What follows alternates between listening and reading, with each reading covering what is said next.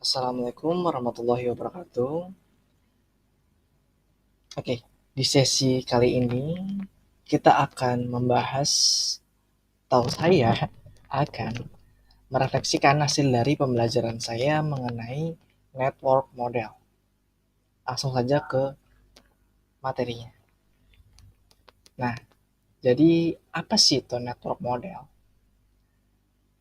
Jadi, network model merupakan sebuah kerangka kerja konseptual yang dirancang untuk memahami, merancang, dan mengimplementasikan komunikasi data dalam jaringan komputer. Nah, tujuan utama dari network model adalah untuk memastikan komunikasi antar perangkat keras atau hardware dan perangkat lunak atau software yang berbeda tetapi dapat berjalan dengan lancar tanpa konflik. Nah, ini memungkinkan perangkat dari vendor yang berbeda dapat saling terhubung atau bertukar informasi.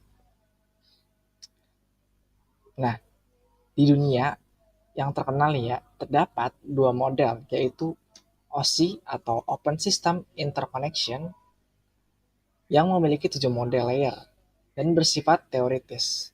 Lalu ada TCP/IP model yang memiliki 4 layer dan lebih banyak digunakan dalam praktik, terutama di jaringan internet. Nah, untuk kali ini saya akan membahas mengenai layer-layer pada TCP/IP model saja. Oke, lanjut saja ke layer yang pertama. Maaf, maaf. Lanjut ke pembahasan detail mengenai apa itu TCP/IP model. Jadi, TCP/IP model adalah standar protokol komunikasi yang digunakan untuk menghubungkan perangkat di internet dan jaringan komputer modern. Dibandingkan dengan OSI model, TCP/IP lebih sederhana karena memiliki 4 layer utama yang masing-masing memiliki tugas khusus dalam proses pengiriman dan penerimaan data. Nah, 4 layer utama dalam TCP/IP model ini, yang pertama ada network interface atau link layer yang berurusan dengan komunikasi data di media fisik. Lalu ada internet layer yang bertanggung jawab untuk routing dan pengalamatan IP.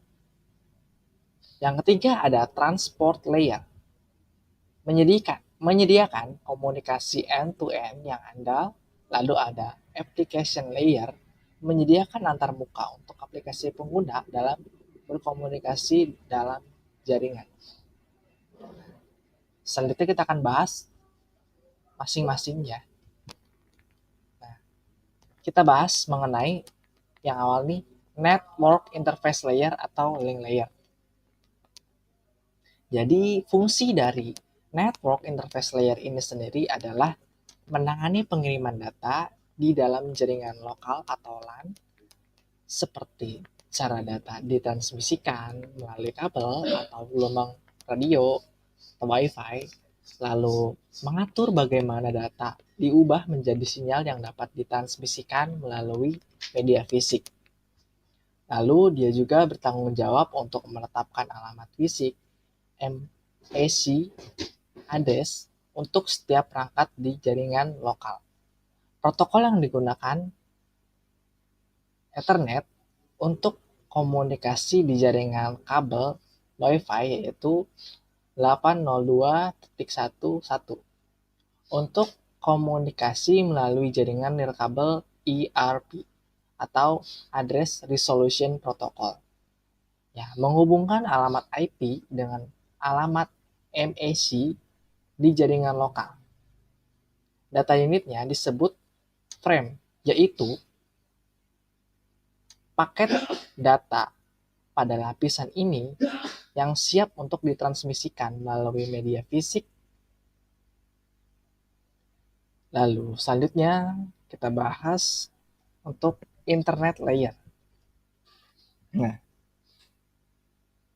fungsi tersendiri dari internet layer ini adalah menangani pengalamatan IP, yaitu memberikan setiap perangkat di jaringan sebuah alamat IP unik yang memudahkan identifikasi perangkat tersebut melalui routing yang menentukan jalur terbaik untuk mengirimkan data dari pengirim ke penerima melalui jaringan yang berbeda. Memungkinkan data untuk melewati berbagai jaringan atau internet working. Protokol yang digunakan yaitu IP, Internet Protocol, mengatur pengalamatan dan routing data. ICMP atau Internet Control Message Protocol digunakan untuk diagnosa jaringan seperti pada perintah ping, lalu IRP atau Address Resolution Protocol menerjemahkan alamat IP menjadi alamat fisik MIC address. Lalu data unitnya disebut paket, yang merupakan paket data yang berisi alamat pengirim dan penerima untuk routing. Nah, selanjutnya kita masuk ke transport layer, yaitu fungsinya menyediakan komunikasi yang andal di antara dua perangkat atau host di jaringan dengan memastikan data yang dikirim dan diterima tanpa kesalahan. Lalu dia juga menangani segmentasi data atau memecah data menjadi bagian-bagian yang lebih kecil dan reassembly atau menggabungkan kembali, melakukan kontrol aliran atau flow control, dan pengendalian kesalahan atau error control. Protokol yang digunakan yaitu TCP/IP atau Transmission Control Protocol yang menyediakan komunikasi yang andal, memastikan setiap paket data diterima dan disusun kembali dengan benar.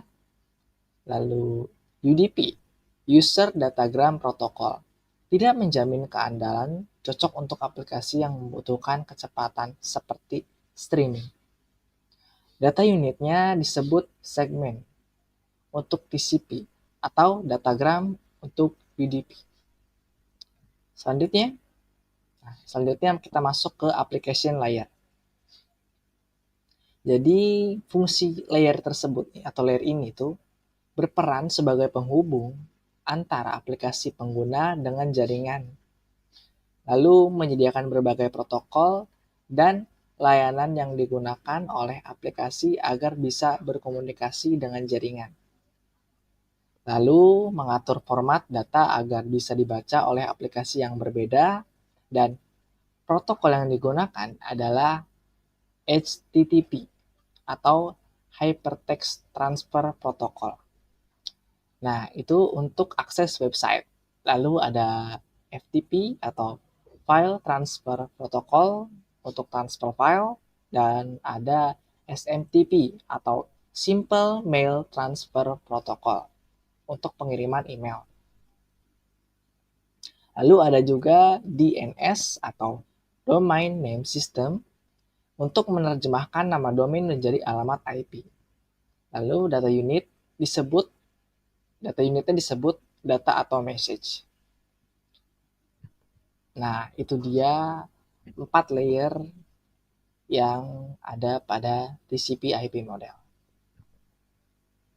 Nah, jadi kesimpulannya, TCP/IP model adalah dasar dari komunikasi jaringan yang bisa kita gunakan di internet saat ini, yang memungkinkan perangkat berbeda dengan perangkat keras dan sistem operasi yang berbeda untuk saling berkomunikasi dengan baik.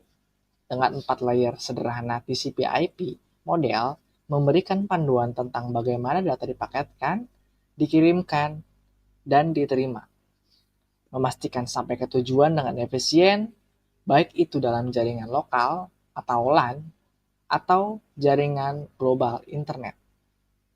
Sekian, terima kasih untuk sesi kali ini. Sampai jumpa kembali pada sesi berikutnya. Wassalamualaikum warahmatullahi wabarakatuh.